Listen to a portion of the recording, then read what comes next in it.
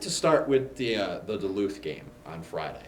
Didn't get to be here for it, but I was listening into it, just taking a look at it. Felt like just a classic example of didn't matter what we did, just absolutely nothing was working right. Can you kind of unpack what that Duluth game was? It was a little chilly in the good old Barry on Friday. Our shots weren't falling, and we're trying a couple different things. And when you go over from the 3 point line, it's hard to beat people when you shoot. Only scored 37 points on a game. It's hard to win college games unless your defense is really really good. And only allowing Duluth, who's a very good team, to only score 50 points. That was great, but we got to be able to put a little bit more points on the board for us. So, like you talked about, shots just weren't falling, and that was kind of a theme for the weekend as well. It was a bit better against St. Cloud, but 9 for 57 are the Cats from beyond the arc over their last 4 games. Now, like we talked about last week, it's not a cause for concern yet. We do have shooters on the squad. We got girls that are more than capable of knocking down these shots. But Definitely. given that over the past 2 weeks, how do you kind of inspire confidence in this group to say, hey, shooters shoot, and it's not going to get any better unless you keep shooting? And that's really what we're saying.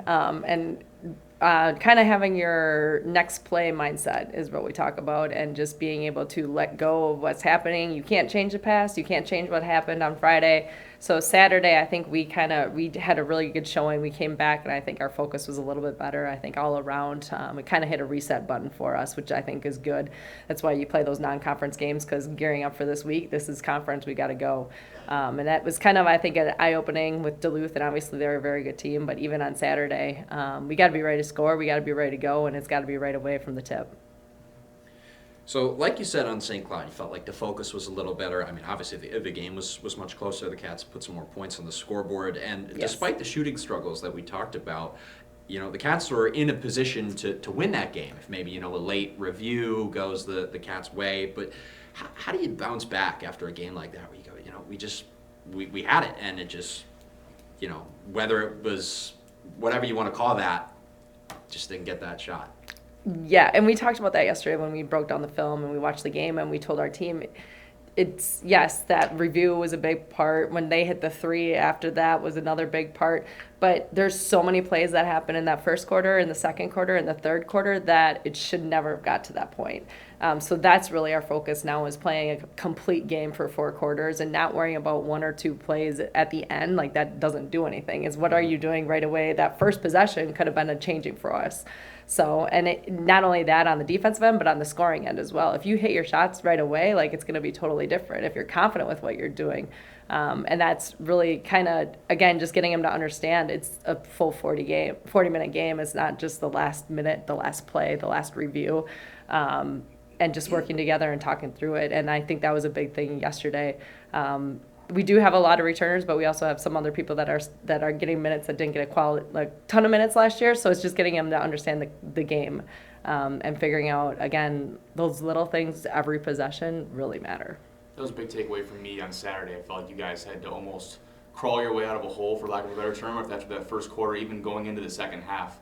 And probably one of my biggest takeaways was that St. Cloud's coming down on a possession. They might have 3 different opportunities to score, and that offensive rebounding for them was something that just, it wouldn't go away. It kind of felt like a thorn in the side for you guys. How do you address that part of your game moving forward? Yeah, that's literally, honestly, is what we watched on film, and we just said you got to hit people. And with the way that our defense is, it's not the easiest thing, but with our height advantage and with what we have lengthwise, a lot of it is just going after it. And you can see it on film, and you can just see people go, oh, we should have had that. Oh, we should have had that. And I'm like, yes, and those rebounds matter then when it gets down to the end of the game. Like, that could have changed everything right there.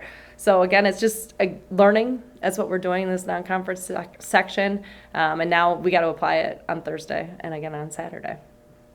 Well, like you just said, Coach, now that we're getting into non-conference play is not done quite yet, but now that we are getting into conference play, how do you feel this initial slate of non-conference games has prepared the Cats for the type of basketball they're going to see from our conference foes? Oh, for sure. Our non-conference schedule is very tough. Going down to Purdue Northwest, playing on the road is never easy.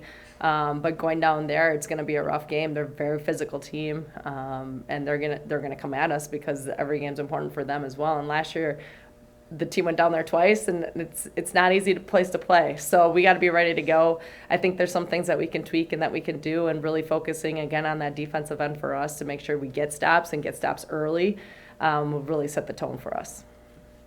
So the matchups this week at Purdue Northwest, like you said, never an easy place to play. In particular, given last season we lost 2 games down there by a combined 4 points, Yep. and then at Parkside. So your thoughts on these matchups? It's a tough matchup, both of them, and we got to play well in order to do it. But we got to be able to score points. That's really what our focus was yesterday. That's what our focus is going to be on today. Finding different ways within our offense to score, and finding not just McKaylee. She does a great job for us, and we know that. But we got to have some other people. And at the beginning of the season, a couple other games, we had a couple other people step up. But again, we're preaching that consistency. We know where we're getting from McKaylee every game. Is okay. Who else is going to help her, and what are you going to do? And that's really. And it could be somebody different, but somebody's got to step up. And I think that's kind of where we were at Duluth. We didn't have that other person kind of step up. And then again at St. Cloud, it was kind of like it was just McKaylee. So some other people, they gotta take ownership, which we've talked about. And I think they're ready to go. We just got to get it done on the court. Lineup wise for you guys, I know just kind of my takeaways again from the game, was there moments where Nims, Jendi, and Rude were all on the court at the same time, getting Yes. for more of a bigger lineup? Was that, I'm assuming, intentional, trying to address some of those rebound issues? Because there are also times where you flip the script on that and you might have, a much smaller lineup. What are your thoughts on that moving forward? Yeah, we're still trying to figure some things out. That's definitely who we are. And with having Anna play at the same time with Vivian is great in the starting lineup, but when we can throw Abby out there too, and she can grab a couple of those boards, she's a tough rebounder for us, but she also is a really good scorer for us.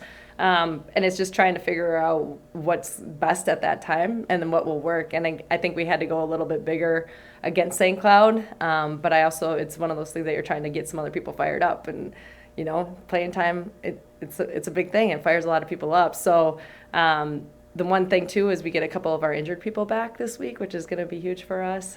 We need a couple more bodies, I think, that we can throw out there on the court as well, and I think that's going to be a good thing for us. I was saying, can we expect Taya to be coming back on the court here soon? Or? We're hoping, yeah, as long as she stays healthy. And it'll be good to have a couple more people on our bench, and it'll be good just all around. She brings some toughness and a different kind of inspiration to the game for our team for sure.